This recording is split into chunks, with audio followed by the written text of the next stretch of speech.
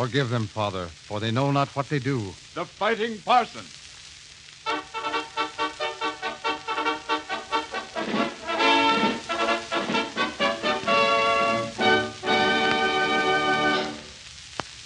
Good evening. We bring you the premiere in a new series of programs dramatizing the true experiences of that quiet, commanding, forceful little man, the Reverend E.J. Rawlings. Acclaimed throughout the nation, revered by clergy and laymen, exalted by law enforcement officers and high public officials, feared by criminals, he has been named by press and public the Fighting Parson. To any listeners who may not have heard or read of the man who will appear in person on this program, we wish to make it clear that he is an ordained minister of the gospel, and that the material upon which these dramatizations are based has been taken from records in his personal files, records dealing with his activity in cooperating with law enforcement officials to suppress that most devastating of all evils, the narcotic habit. Reverend Rawlings will tell you in his own words of the events leading up to his association with this work. We present Reverend E.J. Rawlings, known to thousands as the Fighting Parson. Good evening, ladies and gentlemen. It was back in 1925 that a Detroit businessman who was a personal friend of mine told me of a lecture he had heard in which the evils of the narcotics situation were set forth. I immediately became interested in the subject, feeling that here at last was the opportunity I'd been looking for to do something worthwhile for real down-and-outers. I made an appointment to meet the speaker, who was a police official. Just at this point, something happened. But before I get ahead of the story, I'll return you to your narrator, who will set the scene for tonight's dramatization. It was a bleak night in January 1925 in the city of Detroit. The mercury had fallen, and a heavy snow had blanketed the city. A chill, biting wind howled ominously. Newsboys shivered as they stood at their corners. Pedestrians scurried to their destinations through the ever-changing drifts, shoulders drawn together, collars turned high, hands shoved deep in overcoat pockets, feet hurrying home to the protecting warmth of a cozy fireside. We meet Reverend Rawlings just after he has dismissed his Wednesday night congregation and is about to drive a visiting pastor back to his hotel. Well, you all ready, Doctor? Yes, Rawlings, I think so. My, I hate to go outside. Will you listen to that wind? Yeah, well, we'll take the shortcut to your hotel. It won't take so long. Good night, Tom. Good night, Doctor. I suppose we might as well get started. I hope your car starts all right. Yeah, well, I think it will. I had the antifreeze checked again this afternoon. Good night, Reverend Rawlings. Well, what's wrong? Having trouble getting it started?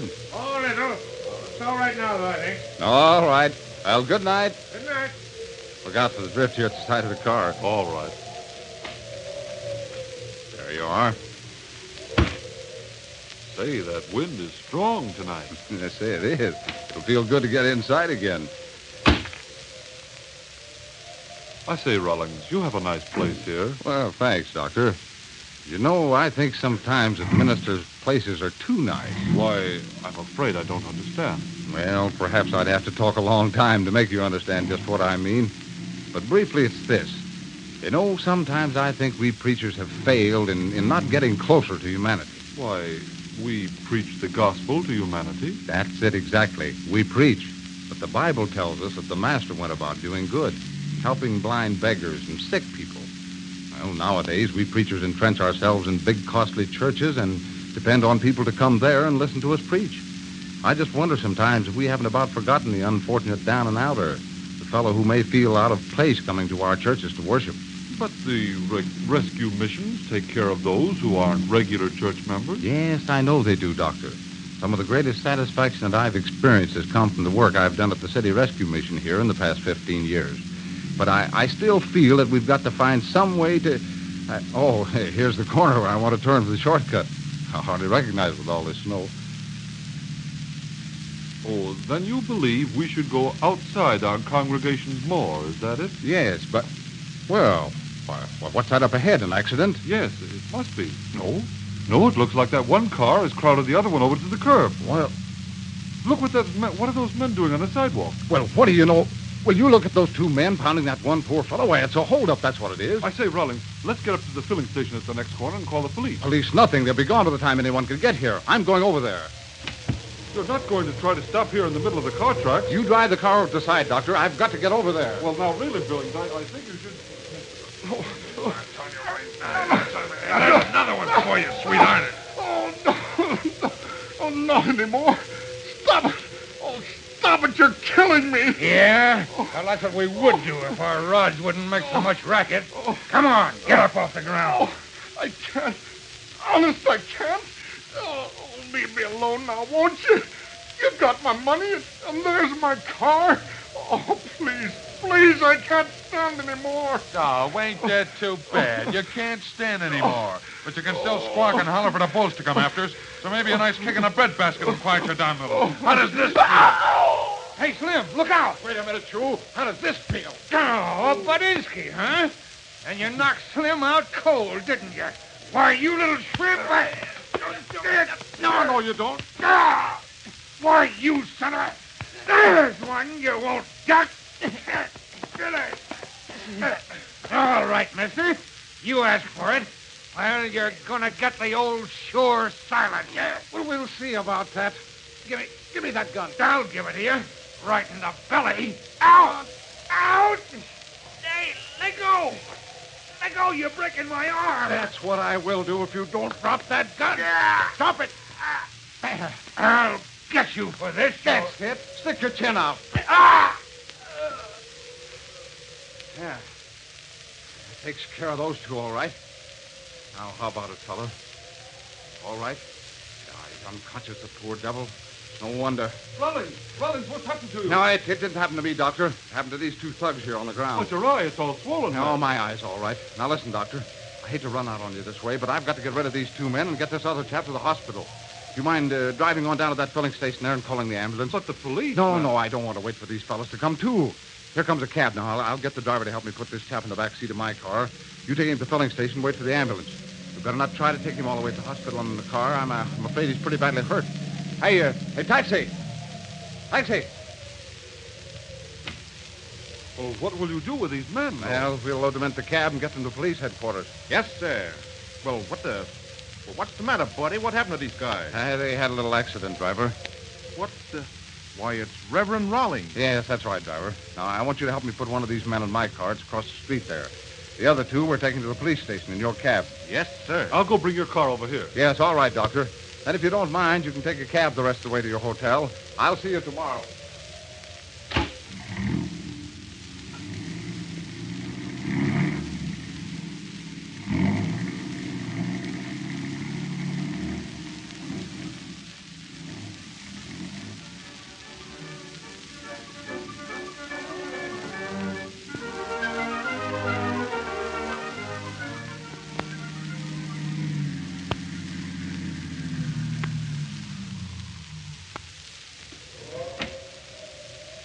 Here's the police station, Reverend. Yes, all right, driver. They're both coming, too. I guess they can make it up the steps under their own power, all right. What hit me? All right, come on, you two. Come on, get out. Oh, the station house, huh? Yeah, the inspector will be tickled to death to see us again. Close your trap, Mike. Do you have to blab all you know to this yokel? Hey, you mugs. Don't you know that's no way to talk to him? Maybe you don't know who he No, is. it's all right. Never mind, driver.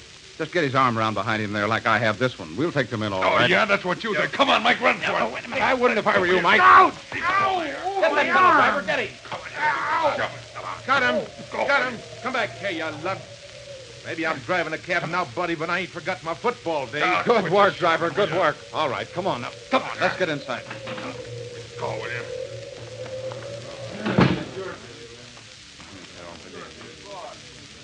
I'd like to see Inspector Thorndyke immediately if he's in.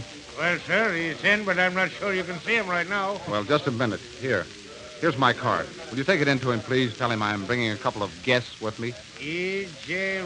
Oh, yes, sir. Wait just a minute, sir. Thank you. Yeah. And you had to horn into this, too, didn't you, buddy? And you're liable to meet up with a bomb in that taxicab of yours one of these days. Oh, here you are, driver. I think this will cover the bill, all right?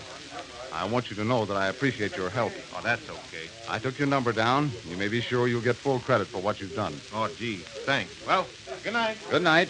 The inspector will see you right now. Right in here, sir. All right, thank you. Well. Isn't our old friend Slim Parkin and Mike Levity? Come right in, boys. Hi, Inspector. Yeah, we knew you'd give us the glad hand. And I'm glad to meet you, Reverend Rawlings. Thank you, Inspector. Hey, that means preacher, don't it? That's right, Slim. This is Reverend E.J. Rawlings. Well, I'm a son of a... Hey, Mike, did you hear that? Ain't you got no pride left? You just been running by your Sunday school teacher. Yeah. You ain't here, huh? Well, by God. By the grace of God, Slim. Yeah, all right. You boys sit over there. Here, Reverend, take this chair. Thank you. Well, let's hear what this is all about. Well, it's this way, Inspector. We was all on a Sunday school picnic. Shut up, Slim. That's enough out of you two, Mike. Okay. Now then, Reverend. Well, there isn't a great deal to tell, Inspector. I was driving Dr. Warren, a visiting pastor, back to his hotel after meeting tonight, and I thought I'd save a little time by taking a shortcut out across Lee Avenue. That's the only reason we happen to be on that street. There isn't much traffic there, you know. Yes, I know. Well, we saw two cars at the curb across the street. And one had apparently crowded the other one to the side. These two fellows here had the driver out on the sidewalk, beating him unmercifully. Just as I got over there, one of them, Slim, I think it was, kicked this poor chap in the stomach. You dirty rat. Of course, he was unconscious. I got there just in time to settle with Slim. Yeah. And then he started in on me. I was just about to rub him out when he took my rod away from me. Just then, all the streetlights went out, and I couldn't see what happened. I hailed a cab, and the driver helped me put the other man in my car. And Dr. Warren drove him to a filling station to call the ambulance, and then we brought these two here. That's the story. And now, good night, boys and Shut up, girls. Slim. I'm coming over there to you. Stand up there. You're just about my size, aren't you? Yeah, I guess so. Yeah. Little skinny, that's all. I'm 6'3", weigh 200 pounds. See these arms, Slim? These fists? I'm a pretty good fighter, Slim. I keep myself in shape. Yeah? Yeah. You see these fists? These knuckles?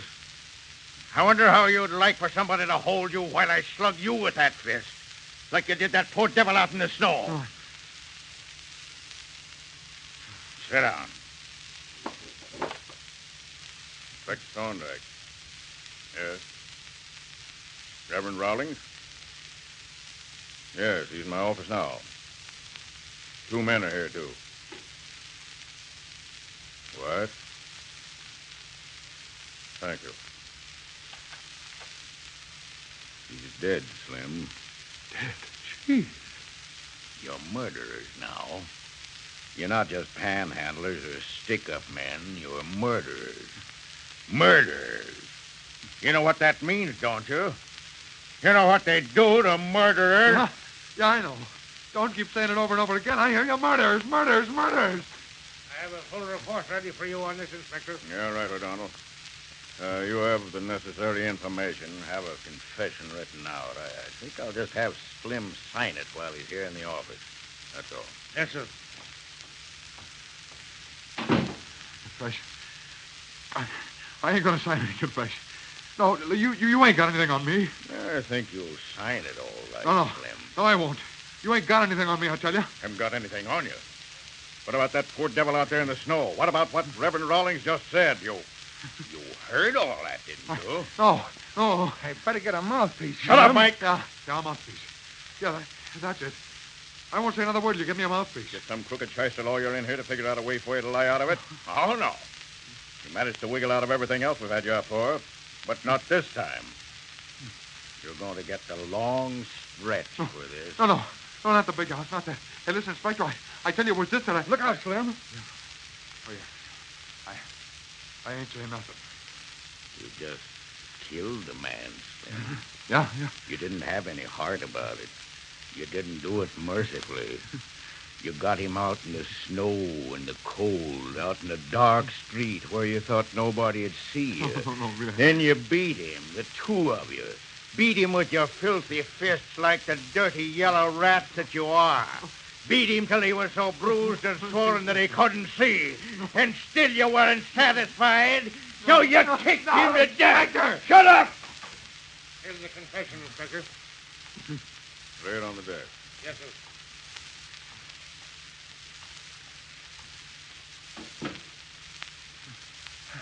I ain't gonna sign it. I tell you, I ain't gonna sign it.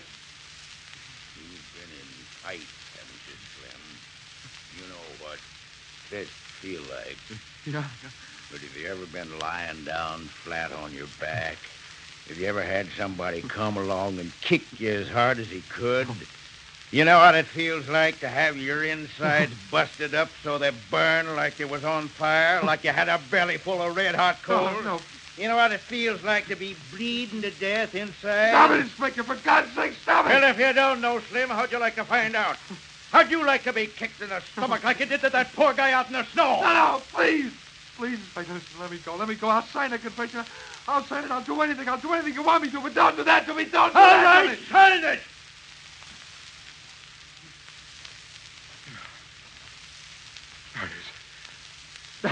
Get out of here. Let me get out of here.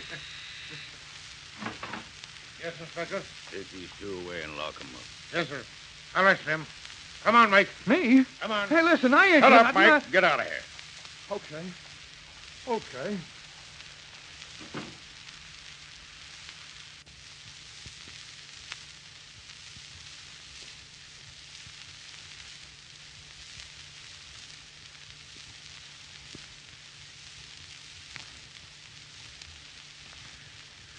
Not a very pretty picture, was it, Reverend? Well, you got the confession. Yeah, that's what I was after. The only language these birds can understand. If I'd locked him up, let him have a lawyer, had him out of here on bail by tomorrow. By time for the trial, he'd have had something else cooked up. That is, if he didn't have a case thrown out altogether. This way, Slim will be convicted. Probably Mike along with him. Yeah, you know, Inspector, it's hard to believe that any human being could be so merciless as he was. Yes, Reverend. It's a pretty far cry from the way you see life in your work to the way I see it in mine. I'd like to bring the two closer together. How do you mean? Well, Inspector, my congregation are good Christian people. They come to listen to me simply as an interpreter of the Lord's Word. That's my calling, and I'll stick to it because I love it. But because they are good Christians, they're not the ones who need me most. You know, it seems to me that I might even do more good by spending part of my time with you, Inspector. You mean by trying to redeem some of those who've gone astray? Well, partly so, yes. But not altogether. We have prison chaplains for that. What I mean is that I'd like to actually work with you in the apprehension and the conviction of such men as Slim. It's a pretty awful story when you see it all acted out in front of you as I've seen this one. And the public, well, I know you'll forgive me for saying this, Inspector. I'm sure you realize it as well as I do. The public's inclined too much toward a feeling of sympathy for the criminal and a feeling of either disregard or perhaps even disrespect for police officials. Yes, I know. Well, now, perhaps if a minister were to actually know the inside of some of these things and then tell the public about them, they might listen to him. Yes, I think I see what you mean. But some of the things we go out on are pretty tough, you know. Well, I'm not afraid. Oh, If that's no, what you mean. no, please don't misunderstand. That's all right, Inspector. As a matter of fact, I'd like the experience of getting up against some things that are pretty tough, as you call them. Might give me a chance to make use of my wrestling and boxing training. Yes, perhaps even a few football tricks. That's the way they train ministers nowadays. Well, no, I wouldn't say that exactly. But it is true that most of us enjoy athletics just as much as anyone else. And I would in for them especially hard. I guess you proved that tonight when you brought in those two thugs. And before I forget it, Reverend Rawlings, I want to thank you and compliment you for that. That's the kind of cooperation the police force needs from citizens. Well, believe me, Inspector, I'm glad I happened along at the right time. But about what you said, that you'd like to work with us. Yes. Well, there's one branch of activity here in the city that the force definitely needs help on. That's in the district, as we call it. The district? That's a section frequented by narcotic addicts. Dope fiends, as they're called. Now, that's exactly what I want to hear about, Inspector. So we do believe, Reverend, that we have right now over 20,000 active cases such as that in this city of ours. What? 20,000? 20,000, and that number is mounting steadily higher every day of the world. It isn't because we disregard it. It's simply that we haven't enough men on a regular force to handle that along with everything else that we have to handle. Yes, I see. And no appropriation for a special narcotic squad. Oh, of course, we have cooperation from the federal authorities, but they can't do it all. Of course not. So until we're properly equipped, well, we just have to do the best we can and let it go at that. You've no idea how low people really sink when dope once gets them. Well, I suppose the district, as you call it, is full of the very hardest kind of criminals. That's what most people think. Matter of fact, a great percentage of them are young people of college age, 20, 22, some even younger. Well, that's awful, Inspector. Well, just to show you how awful it really is and how a lot of them end up, let me tell you about a raid we made a few weeks ago. It was in an old ramshackle building right beside the railroad tracks. We got there just a little bit after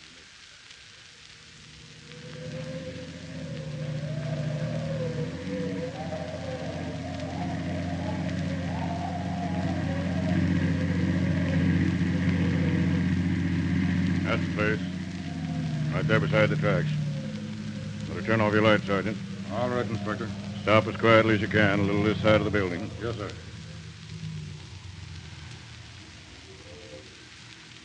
Here we are, sir.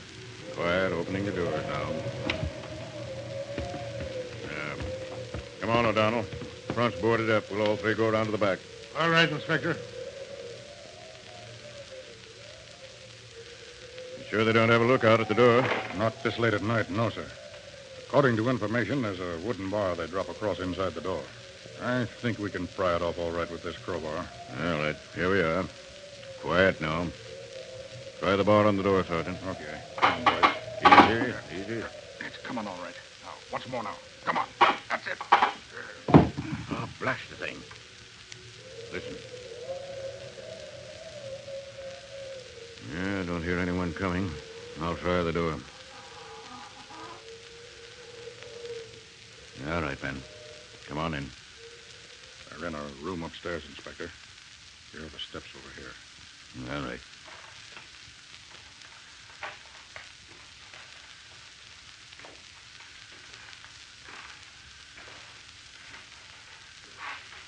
O'Donnell, wait in the hall outside the door. McCabe and I'll go in and try to round them up quietly. But if anyone tries to get away, stop him. Yes, sir.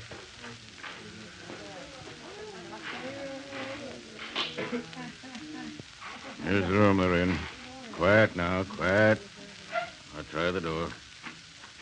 Ah, it's locked. Yeah, we'll have to take a chance on them opening up, so.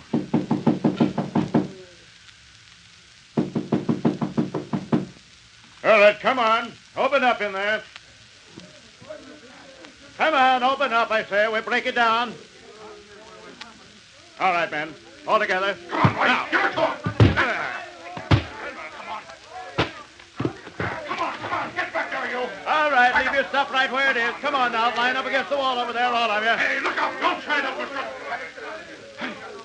Hey, look, Inspector. Look at this girl. Yeah, good Lord, what a mess. Look at the rest of them, mostly all high school and college age. All right, who runs the joint? Come on, back. Come on, speak up. I do. I run it. I sell them junk because I gotta have it. Go on, we're all right. Go on away, leave us alone.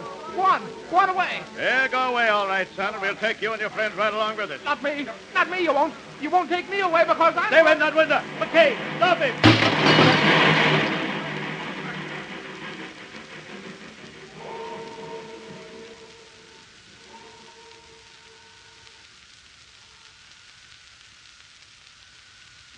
What a way to die. Well, that's the way he ended up, Reverend. Maybe he's better off. And only a boy. Yeah. I tell you, Inspector, it's a frightful thing when you think of it. Yes, it is. Oh, I say, Inspector. Excuse me. I thought you were alone. That's all right, Sergeant. Come on in. I'd like you to meet Reverend Rawlings, Sergeant McCabe. How do you do, Sergeant? Glad to know you, Reverend. What is it, Sergeant? Well, one of the boys just phoned in that he's spotted a big gathering of them out in the district. Yes. Says they're really hitting it. Shall we knock it off? Yes, Sergeant. Get Donnelly, Stewart, Lanahan, yourself, anyone else we can spare. Will you go along, Of sir? course, I'll go along. Get in the car. I'll be right with you. Yes, sir. Oh, by the way, Inspector. Yes. They're in that same place out there by the tracks again, where that young Jimmy Clark jumped out the window. Oh, yes. That's the young fellow I just told you about, Reverend. Oh, yes. He was having a hard time of it last year, and then he got a chance to go away to camp for the summer. When he got back to the city, he landed a job helping out in a drugstore. And getting along fine till he got mixed up with that crowd. And dope did that to him. That's what it did. Inspector, Will you take me along on this raid? Glad to, Reverend, if you care to go. All right. Come on, Inspector. We're going to clean that place out.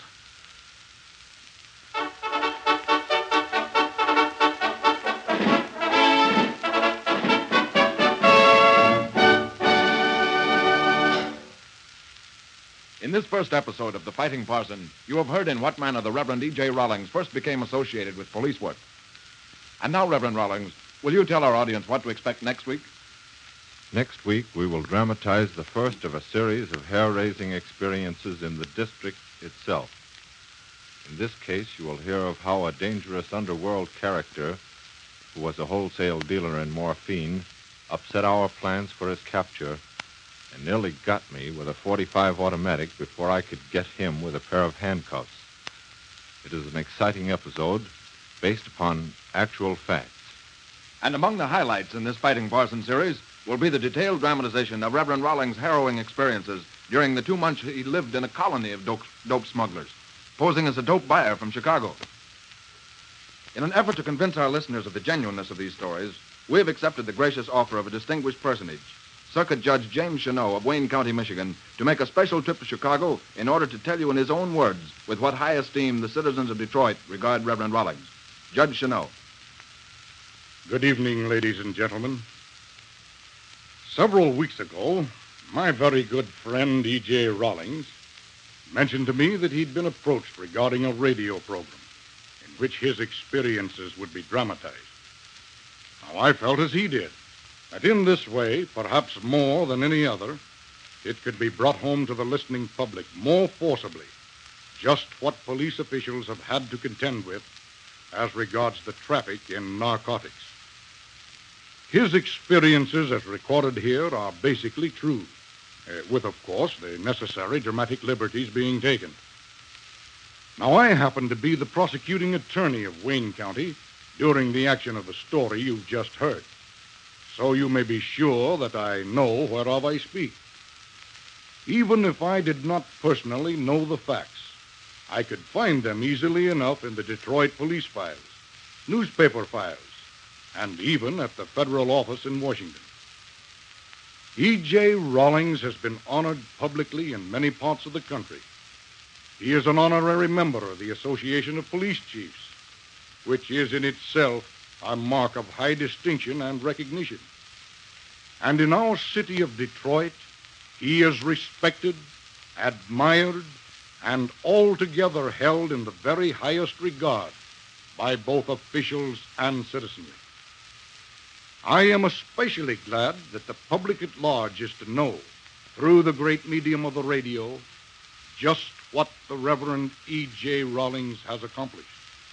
And it affords me a great deal of pleasure and satisfaction to have the opportunity of saying these few words in his behalf. Thank you, and good night. Thank you, Judge Cheneau.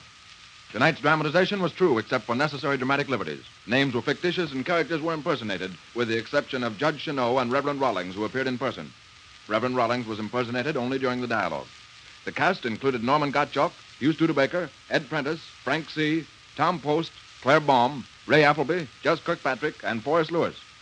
And now, goodbye until next week, when we will again bring you... Forgive them, Father, for they know not what they do. The Fighting Parson.